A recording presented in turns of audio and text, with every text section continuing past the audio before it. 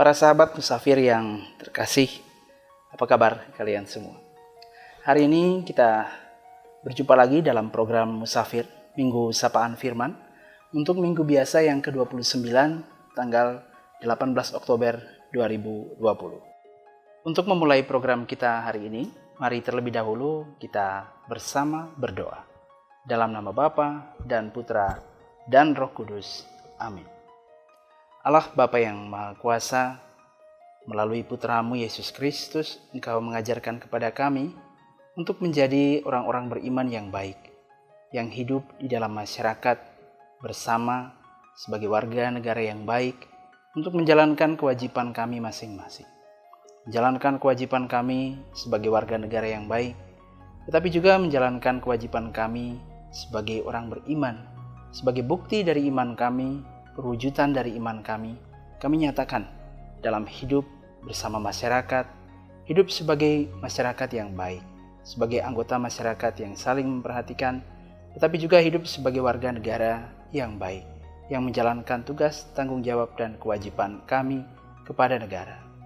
Tetapi dengan bantuan Roh Kudus-Mu kami mohon supaya Engkau selalu menyertai dan membimbing kami agar tetap menjadi orang beriman yang bertumbuh dan berkembang di dalam kehidupan bersama kami. Demi Kristus Tuhan kami. Amin. Dalam nama Bapa dan Putra dan Roh Kudus. Amin. Inilah Injil Yesus Kristus menurut Matius. Dimuliakanlah Tuhan. Sekali peristiwa, orang-orang Farisi berunding bagaimana mereka dapat menjerat Yesus dengan suatu pertanyaan. Mereka menyuruh murid-murid mereka bersama orang-orang Herodian bertanya kepada Yesus, "Guru, kami tahu Engkau adalah seorang yang jujur dan dengan jujur mengajarkan jalan Allah. Dan Engkau tidak takut kepada siapapun juga, sebab Engkau tidak mencari muka. Katakanlah kepada kami pendapat-Mu. Bolehkah kami membayar pajak kepada Kaisar atau tidak?" Tetapi Yesus mengetahui kejahatan hati mereka. Maka Ia lalu berkata, "Mengapa kamu mencobai Aku? Hai orang-orang munafik, tunjukkanlah kepadaku mata uang untuk pajak itu." Mereka membawa 1 dinar kepada Yesus. Maka Yesus bertanya kepada mereka, "Gambar dan tulisan siapakah ini?" Jawab mereka, "Gambar dan tulisan Kaisar." Lalu kata Yesus kepada mereka, "Berikanlah kepada Kaisar apa yang wajib kamu berikan kepada Kaisar, dan kepada Allah apa yang wajib kamu berikan kepada Allah."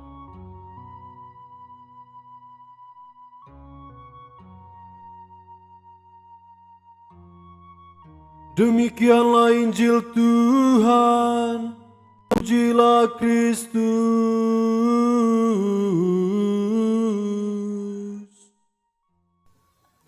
Para sahabat musafir yang terkasih, di hari Minggu ini, Minggu biasa yang ke-29, kita baru saja mendengar Injil yang berkisah tentang Yesus yang menjawab dengan bijaksana pertanyaan dari orang Farisi yang hendak menjebak Yesus.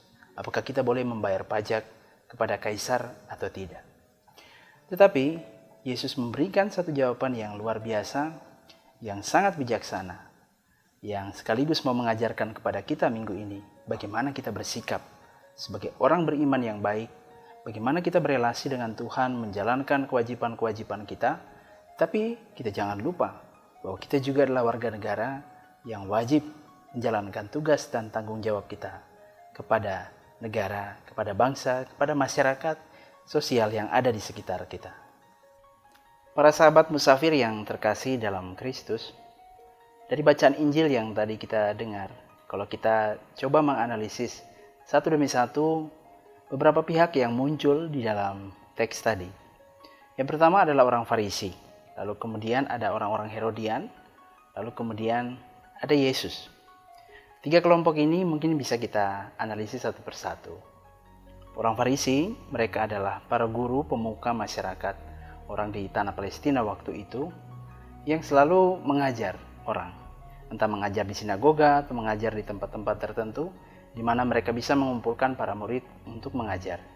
Tetapi mereka sungguh-sungguh dari golongan orang Palestina atau orang-orang asli. Sedangkan orang-orang Herodian adalah orang-orang dari golongan pemerintah. Kita tahu siapa Herodes? Herodes adalah katakanlah raja boneka yang digunakan oleh pemerintah Roma untuk menguasai wilayah itu, wilayah Judea, Galilea, sehingga dia menjadi seperti kepala pemerintahan pada saat itu.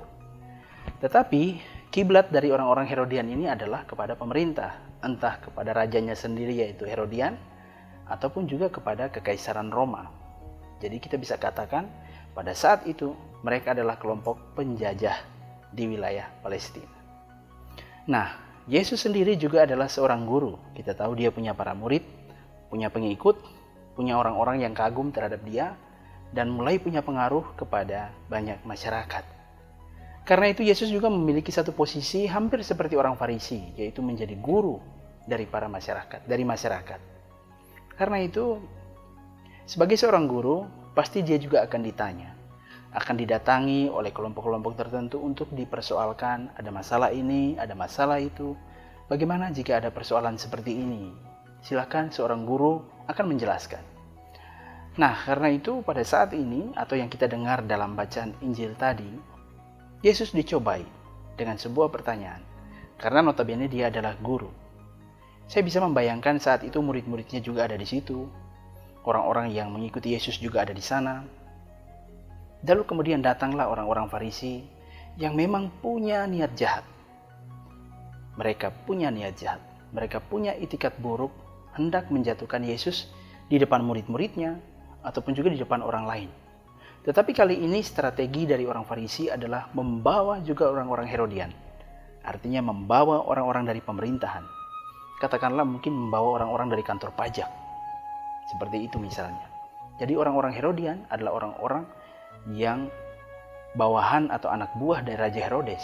Mereka mau datang dan melihat Yesus mau mengajar apa kalau dipertanyakan tentang pajak. Nah, datanglah orang-orang Herodian ini dan orang-orang Farisi datang kepada Yesus. Mereka bertanya, apakah diperbolehkan membayar pajak kepada kaisar atau tidak? Karena mereka memberi predikat Yesus adalah orang yang jujur mengajar. Ya, kalau kita lihat dalam ayat sebelumnya, mereka katakan, "Guru, kami tahu engkau seorang yang jujur. Dengan jujur mengajar jalan Allah dan engkau tidak takut kepada siapapun juga." Jadi mereka mencoba untuk mengangkat Yesus. Engkau jujur, engkau orang hebat yang mengajar jalan Allah dan tidak takut kepada siapapun juga. Nah, sekarang apakah boleh membayar pajak kepada kaisar atau tidak? Ini jebakan, sungguh-sungguh adalah sebuah jebakan. Tetapi Yesus melihat, di sini ada murid-muridnya, tapi di sebelah sisi yang lain adalah orang-orang Farisi dan ada orang-orang Herodian. Jadi Yesus merasa dia hendak dipermainkan, dia hendak dijebak. Nah, jawaban Yesus berikan sangat bijaksana. Karena dia tidak menyingkirkan salah satu pihak. Dia tetap menjaga keseimbangan di antara kedua belah pihak. Berikanlah kepada kaisar apa yang menjadi hak kaisar. Berikanlah kepada Allah apa yang menjadi hak Allah. Caranya adalah dia minta, pada saat itu dia meminta, coba berikanlah 1 dinar kepada dia. Lalu kemudian dia melihat gambar dan tulisan siapa ada di sini. Oh, di situ ada gambar dan tulisan kaisar. Oke, berarti ini milik kaisar. Berikanlah kepada kaisar apa yang menjadi miliknya.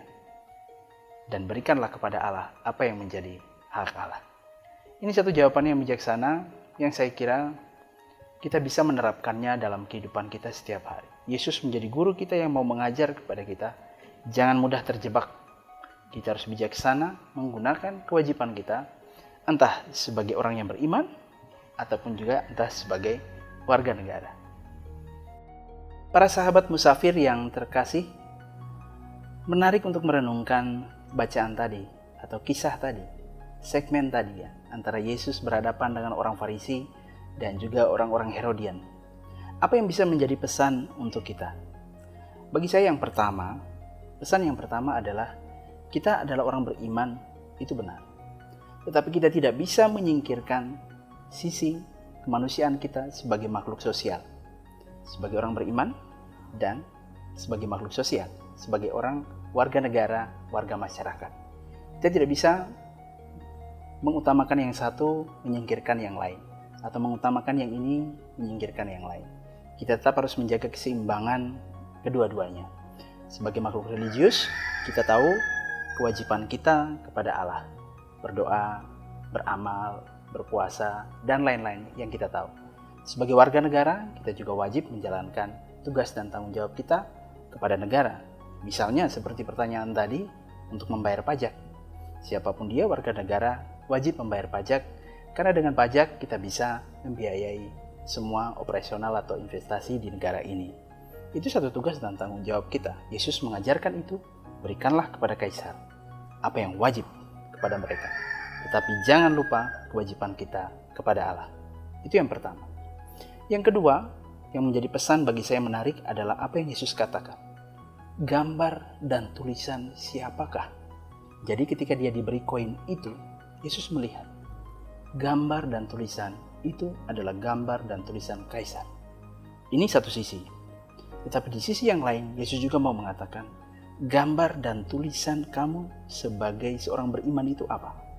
Saya mengingat dalam kitab Kejadian, bab yang pertama, ketika Tuhan menciptakan langit dan bumi, ketika Tuhan menciptakan laki-laki dan perempuan, dia menciptakan sesuai gambarnya. Nah, gambar dan tulisan Allah itu ada di mana? Bagi saya ini menjadi satu pertanyaan yang menarik ketika Yesus menggunakan cara ini. Kalau kita melihat di koin, mungkin di koin mata uang kita juga adalah gambar dan tulisan siapa. Ada lembaran-lembaran uang rupiah kita juga, ada gambar siapa di sana. Itu adalah hak dan milik mereka. Tetapi gambar Allah ada pada semua manusia. Semua ciptaan Allah itu adalah gambar Allah di sana. Terutama adalah laki-laki dan perempuan yang diciptakan oleh Tuhan adalah gambar Allah sendiri. Apa kewajiban kita kepada sesama kita manusia? Itulah yang wajib kita lakukan kepada mereka. Itu menjadi perwujudan iman kita. Ketika kita sungguh-sungguh melakukan kewajiban kita mengasihi sesama kita, membantu mereka yang susah, apalagi dalam situasi sekarang ini, itu adalah cara kita menjalankan kewajiban kita kepada Allah, kepada gambar dan tulisan Allah sendiri. Tulisan Allah bagi saya atau bagi Anda, kita semua kita sangat mengerti firman Tuhan adalah tulisan Allah. Gambar dan tulisan Allah adalah kehadiran sesama kita orang beriman atau kita sebagai satu paguyuban gereja, dan juga kehadiran firman Tuhan yang menjadi bagian dari hidup kita. Membaca firman Tuhan setiap hari, berdoa, membantu sesama-sama kita, mendoakan orang-orang yang sedang kesulitan, membantu mereka yang membutuhkan uluran tangan kita. Itu adalah cara kita mewujudkan iman kita melayani gambar dan tulisan Allah sendiri. Para sahabat musafir yang terkasih, sebagai penutup untuk renungan kita, saya hanya sekedar ingin mengenang beberapa pahlawan yang menjadi teladan kita. Kita baru saja merayakan Hari Kesaktian Pancasila tanggal 1 Oktober, tentu kita mengenang para pahlawan revolusi. Dan sebagai generasi yang pernah menonton film G30 SPKI misalnya ya, saya pernah melihat dalam satu segmen ada seorang pahlawan kita yang pada saat itu berdoa sebelum ditembak mati. Itu bagi saya menjadi satu gambaran yang sangat luar biasa. Bagaimana dia, seorang putra terbaik bangsa, menjalankan tugas dan kewajibannya. Bahwa dia menjalankan tugas sebagai seorang warga negara, sebagai seorang pejabat negara, hendak menjalankan kewajibannya, dia berdoa. Dan di sana dia ditembak mati. Lalu kemudian yang kedua adalah Monsinyur Sugio Pranoto, yang bagi kita jargonnya sangat kita kenal. Jadilah 100% Katolik, 100% Indonesia. Atau sebaliknya, 100% Indonesia, tapi juga 100% Katolik. Kita harus menjaga kewajiban kita sebagai orang beriman, tetapi juga perwujudan iman kita sebagai orang beriman adalah menjadi warga negara yang baik, yang bijaksana. Berdoalah selalu Rosario sebagai bagian dari perwujudan iman kita di bulan ini. Mari kita berdoa untuk saudara-saudara kita yang sakit, saudara-saudara kita yang mengalami situasi sulit atau situasi yang berat saat ini, dan minta bantuan Bunda Maria juga untuk kita saling mendoakan sebagai warga negara yang baik. Tuhan memberkati kita.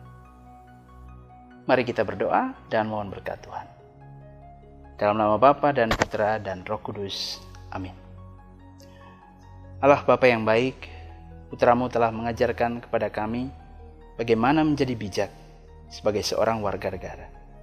Kami percaya Roh Kuduslah yang akan membantu kami untuk mewujudkan iman kami, agar kami bisa menjalankan kewajiban kami dengan sebaik-baiknya, melayani Tuhan, melayani sesama kami.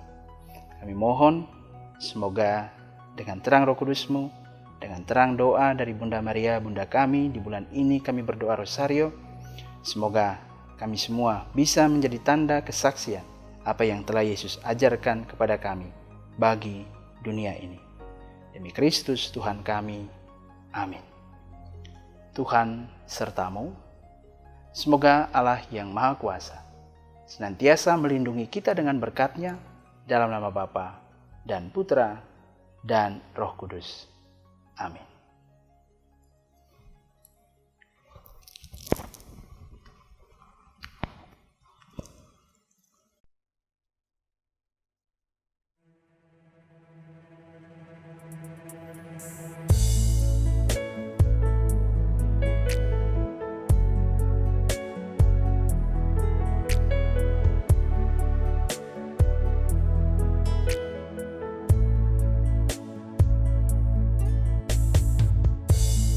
Dulu beta jauh dari Yesus,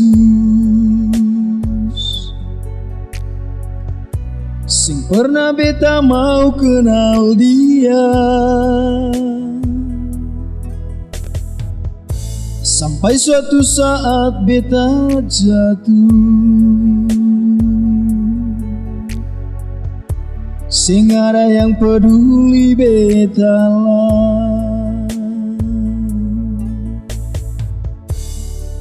Saudara kas tinggal beta, Bapa mama mau buang beta, dia pun teman baik benci beta.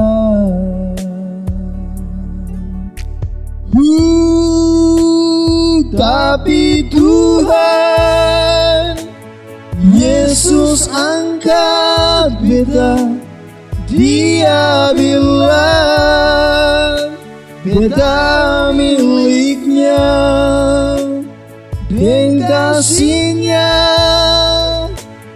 Dia rangkul beta pun hidup, karena bagi Dia beta terlalu berharga.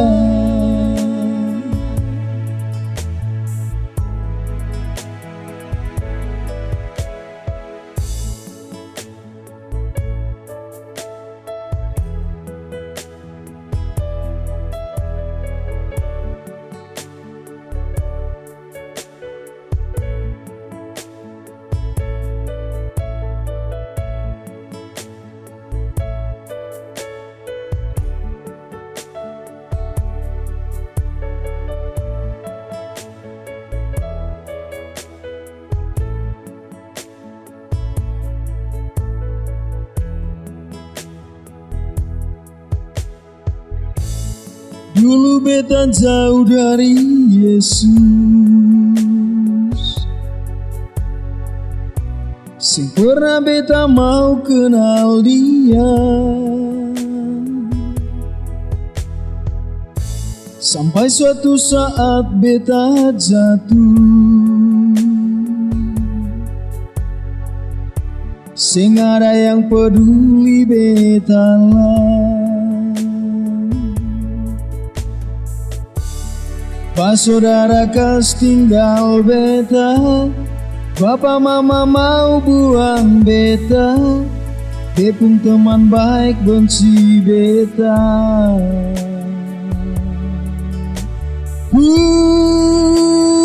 Tapi Tuhan Yesus angkat beta. Dia bilang beta miliknya, dengan kasihnya dia rangkul beta pun hidup. Karena bagi dia beta terlalu berharga.